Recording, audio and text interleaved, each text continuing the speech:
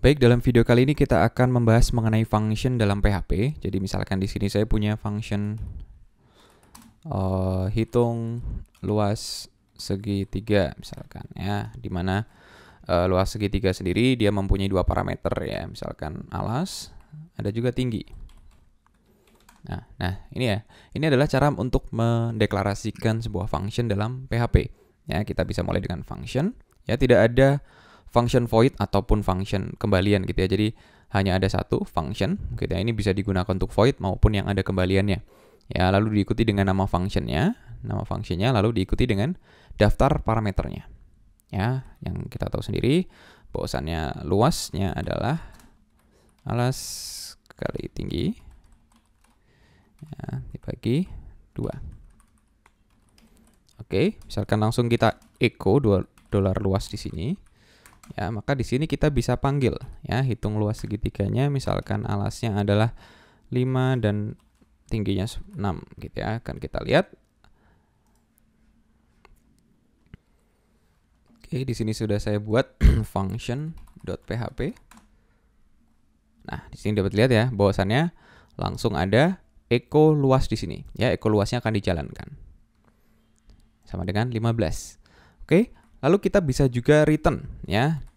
Kalau misalkan mau digunakan nilainya di main program ya, kita bisa return kan, dan kita bisa tampung di sini. Misalkan di sini kita tampung di variabel luas ya. Terus di sini barusan kita echo. Ya, hasilnya akan sama ya. Dan juga yang perlu disadari adalah luas di sini ya, luas di sini skopnya berbeda dengan luas di sini. Ya, luas yang ini hanya bisa digunakan dalam scope ya, dalam scope yang ada di dalam function ya. Jadi ini variabel scope-nya sudah berbeda. Jadi saya bisa menggunakan luas ya, luas kembali di main program. Oke, ini adalah dua jenis function tadi ya, function yang tidak ada return-nya dan ada return-nya.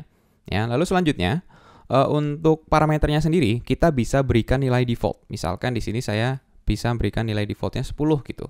Ya, kalau sudah ada nilai default-nya seperti ini, ya kita bisa menggunakan parameternya ya. Jika saya menggunakan 6 di sini, maka tingginya nanti akan tergantikan menjadi 6 ya. Kita lihat ya.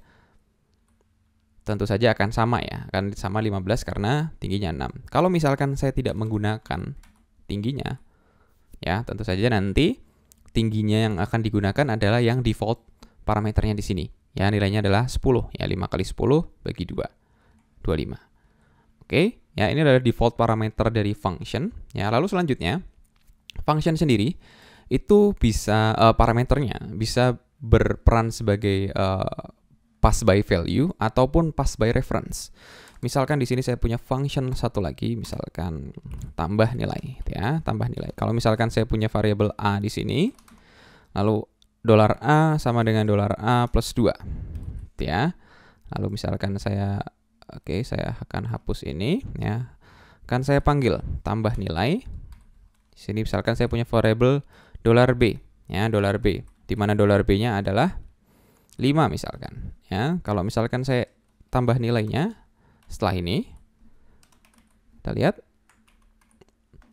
ya, nilainya tetap 5 ya, nilainya tetap 5, tidak akan berubah karena saya saya memanggil function ini ya. Karena apa? Karena parameternya ini pass by value ya. Dia akan membuat copy ke sini ya. Ini memorinya sudah berbeda ya. Memorinya sudah berbeda dan dia menambahkan nilai di sini.